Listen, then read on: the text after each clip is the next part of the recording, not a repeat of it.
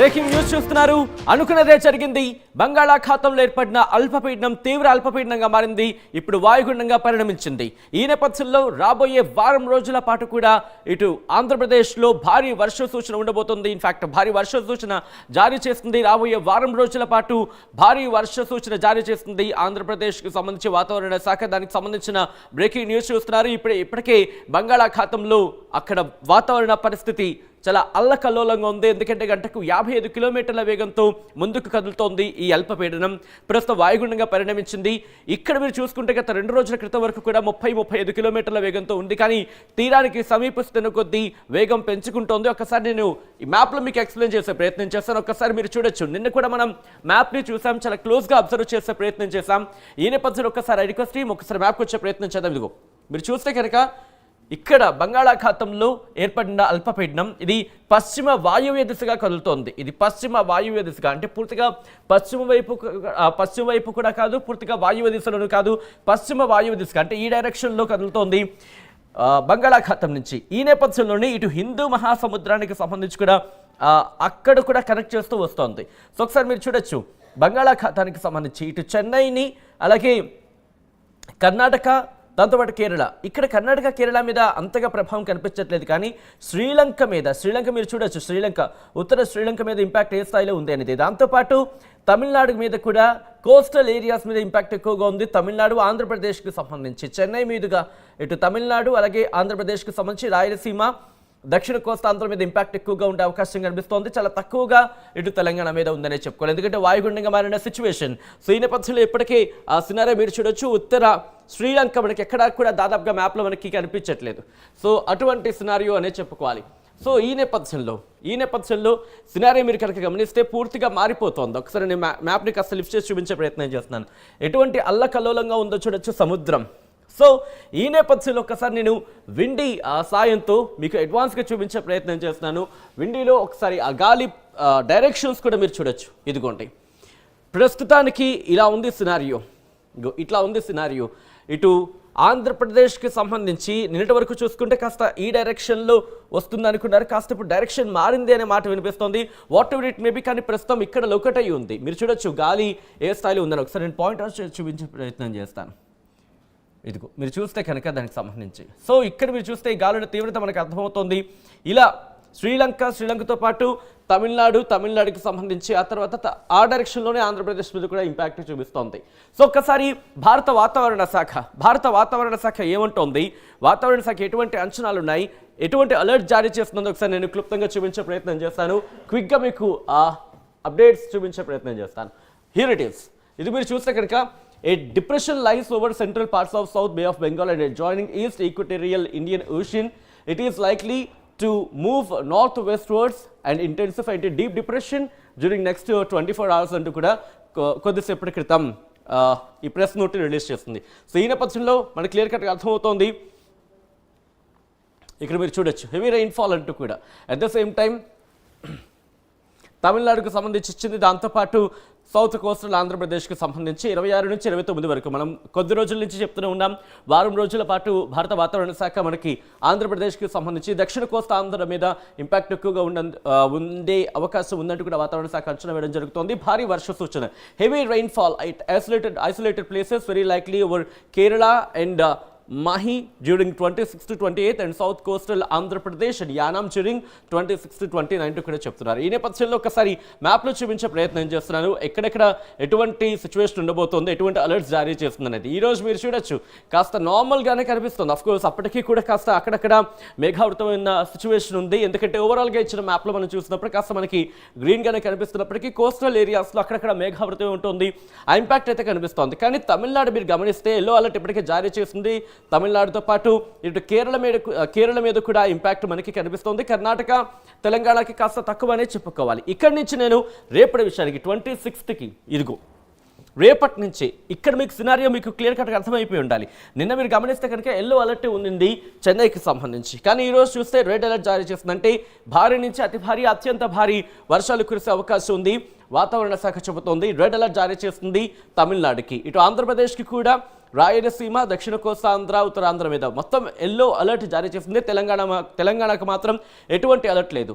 అలాగే 26 తర్వాత 27కి వెళ్ళే ప్రయత్నం చేద్దాం. 27కి సంబంధించి హీరిటర్స్ 27ని కనుక మీరు గమనిస్తే 27ని కూడా రెడ్ అలర్ట్ జారీ చేస్తుంది తమిళనాడుకి. ఆంధ్రప్రదేశ్కి సంబంధించి మీరు చూసుకుంటే ఆంధ్రప్రదేశ్ వ్యాప్తంగా ఎల్లో అలర్ట్ జారీ చేస్తుంది. కానీ నిన్న మీరు చూసి ప్రయత్నం చేస్తే కనుక కొన్ని జిల్లాలకు మాత్రమే అలర్ట్ ఇచ్చింది. కానీ ఈ రోజుకి అప్డేట్ అయింది.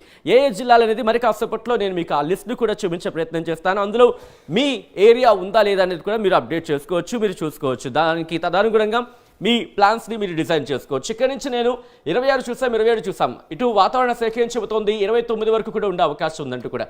సో ఆ నేపథ్యంలో ఒకసారి మీకు చూపించే ప్రయత్నం చేస్తున్నాను. 28వ తారీఖు కాస్త ఈ వాయుగుండం కాస్త మళ్ళీ అల్పపీడనంగా బలహీనపడే అవకాశం ఉంది. ఇప్పుడు బలం పుంజుకుంది, బలపడింది, అల్పపీడనం కాస్త వాయుగుండంగా మారింది. 28వ తారీఖుకి దరిదాపుల్లో కాస్త బలహీనపడే అవకాశం ఉంది. బలహీనపడిన తర్వాత ఆరెంజ్ అలర్ట్ జారీ చేస్తుంది వాతావరణ శాఖ తమిళనాడు. కానీ ఆంధ్రప్రదేశ్కి మాత్రం ఎల్లో అలర్ట్ని కంటిన్యూ చేస్తుంది. 29వ తారీఖును కూడా అటువంటి సిచ్యువేషన్. 29వ తారీఖును కూడా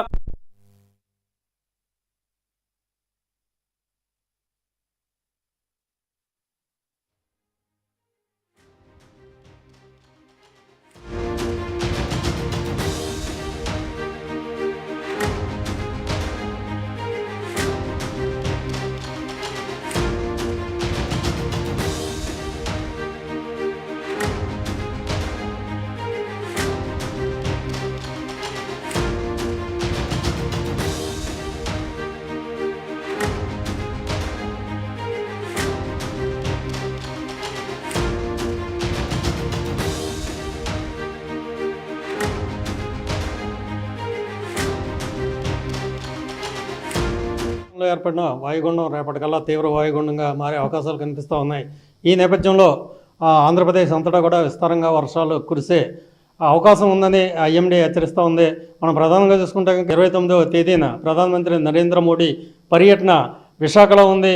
ఈ వాతావరణ హెచ్చరికల నేపథ్యంలో మోడీ పర్యటన వాయిదా వేసుకునే పరిస్థితులు కనిపిస్తూ ఉన్నాయి. ప్రస్తుతం ఈ వాయుగుండం ఎక్కడ కేంద్రీకృతమైందో చెప్పడానికి మనతో పాటు విశాఖ వాతావరణ శాఖ అధికారి జగన్నాథ్ కుమార్ ఉన్నారు.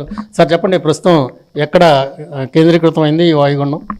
నిన్న ఆగ్నేయ బంగాళాఖాతం దానికి ఆనుకుని ఉన్న భూమధ్యరేఖీయ హిందూ మహాసముద్రంకి దగ్గరలో ఉన్న సుస్పష్ట అల్పపీడనం పశ్చిమ వాయువ్య దిశలో పయనించి ఈరోజు దక్షిణ బంగాళాఖాతం యొక్క మధ్య ప్రాంతం మరియు దానికి ఆనుకుని ఉన్న భూమధ్యరేఖీయ తూర్పు హిందూ మహాసముద్రం తీరం ప్రాంతంలో అనగా 5 డిగ్రీల అక్షాంశం 85.3 డిగ్రీల రేఖాంశం వద్ద వాయుగుండంగా కేంద్రీకృతమై ఉన్నది. ఇది రాగల 24 గంటల్లో వాయువ్య దిశలో పయనించి తీవ్ర వాయుగుండంగా పరిణామం చెందే అవకాశం ఉంది.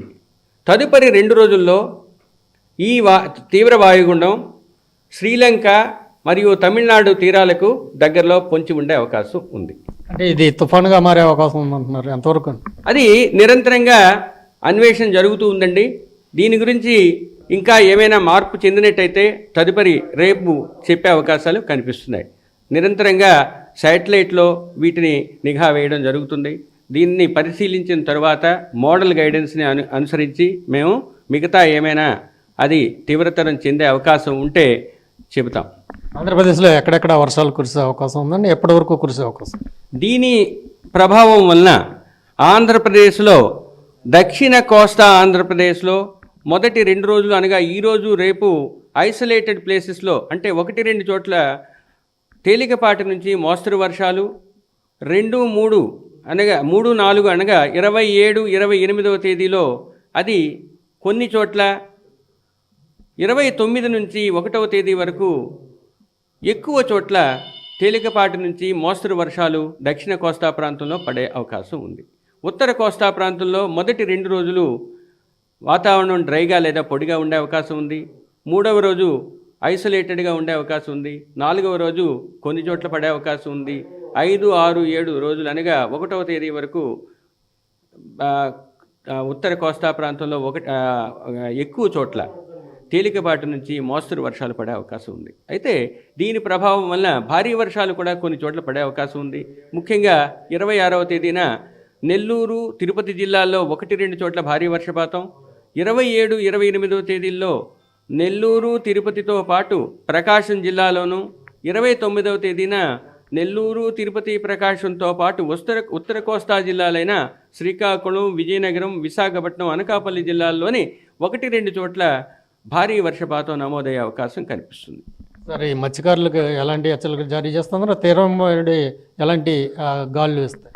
ఈ వాయుగుండం తీవ్ర వాయుగుండంగా పరిణమించే క్రమంలో గాలులు పెరిగే అవకాశం ఉంది. 26వ తేదీన దక్షిణ కోస్తా ప్రాంతంలో తీరం వెంబడి 35 నుంచి 45, గరిష్టంగా 55 కిలోమీటర్లు వేగంతో గాలులు వీచే అవకాశం ఉంది. 27, 28వ తేదీల్లో అంటే 3-4 రోజుల్లో మీకు సౌత్ కోస్టల్ ఆంధ్రప్రదేశ్లో 55 నుంచి 65, గరిష్టంగా 75 కిలోమీటర్ల వేగంతో గాలులు వీచే అవకాశం ఉంది. కానీ ఉత్తర కోస్తాలో 35, 45, 55 వరకు గరిష్టంగా గాలులు వీచే అవకాశం 28వ తేదీ వరకు ఉంది. 29వ తేదీన దక్షిణ కోస్తా ప్రాంతంలో 45 నుంచి 55, గరిష్టంగా 65 కిలోమీటర్ల వరకు గాలులు వీచే అవకాశం ఉంది. దీనికి అనుగుణంగా మత్స్యకారులకు, ఆ శాఖ అధికారులకు హెచ్చరికలు పంపించడం జరిగింది. 25వ తేదీనే మత్స్యకారులు సుదూరమైన సముద్ర ప్రాంతాల్లో ఉన్నవాళ్ళు సురక్షిత ప్రాంతాలకు తరలి వెళ్ళవలసిందిగా హెచ్చరికలు జారీ చేయడం జరిగింది. 26 నుంచి 29 అనగా 30వ తేదీ వరకు కూడా ఈ మత్స్యకారులు వేటకు వెళ్ళవద్దని, ముఖ్యంగా south coastal Andhra Pradesh, west central బేలో వాళ్ళు తీసుకోవాల్సిన జాగ్రత్తలన్నీ తీసుకుంటూ వేటకు వెళ్ళకుండా ఉండవలసిందిగా హెచ్చరికలు జారీ చేయడం జరిగింది. వ్యవసాయదారులకు ఎలాంటి సూచనలు చేస్తారు? వ్యవసాయదారులకు ముఖ్యంగా స్టాండింగ్ క్రాప్స్, ఆల్రెడీ నిలిచి ఉన్న పంటల్ని కాపాడుకోవాలి. అక్కడ ఒకవేళ ఎక్కువ వాటర్ కానీ నిలిచి ఉన్నట్టయితే దాన్ని తోడి అంటే డ్రైన్ చేసి వాటిని ఉంచాలి. మూడోది, గాలులు పెరుగుతాయి కాబట్టి ఏవైనా మొక్కలు వంగిపోయినట్టయితే వాటికి కావాల్సినంత సపోర్టింగ్ మెకానిజం లేదా స్టేక్స్ని ఏర్పాటు చేసుకోవాల్సిందిగా చెప్పడం జరిగింది. దీనికి అనుగుణంగా వివిధ జిల్లాలకు వాతావరణం సంబంధించిన వ్యవసాయదారులకు ఇచ్చే సూచనలను ఆల్రెడీ పంపించడం జరిగింది మాకున్న ప్రత్యేక విభాగం ద్వారా. విఐపి ఫోర్కాస్ట్ ఎలా? విఐపి ఫోర్కాస్ట్ అన్నది అది ప్రతి విఐపి మూవ్మెంట్కి కావలసిన ఫోర్కాస్ట్ని వాళ్ళు అడుగుతారు. దానికి అనుగుణంగా మా వాళ్ళు ఫోర్కాస్ట్ పంపించారు. 29వ తేదీన భారీ వర్షం పడే అవకాశం విశాఖ జిల్లాలో ఉన్నందువల్ల దానికి అనుగుణంగా వారికి సూచనలు ఇవ్వడం జరిగి ఉంటుంది. ఒకటి చెప్తున్నారు జగన్నాథ్ కుమార్ గారు, ఈ తీవ్ర వాయుగుండం తుఫానుగా మారే అవకాశాలు ఉండొచ్చు, ఉండకపోవచ్చు. అంటే వాయువ్య దిశగా కదిలితే కనుక శ్రీలంక వైపు ఈ వాయుగుండం నడుస్తూ ఉంటుంది అని చెప్తా ఉన్నారు. మరోవైపు చూసుకుంటే కనుక 29వ తేదీన భారీ వర్షం కురిసే అవకాశం ఉండడంతోనే ప్రధాని పర్యటన వాయిదా వేసుకున్నట్టుగా మనకి సమాచారం అందుతూ ఉంది. విశాఖపట్నం నుంచి కెమెరామెన్ అజయ్తో వర్మ, ఫర్ ఆర్టీవీ.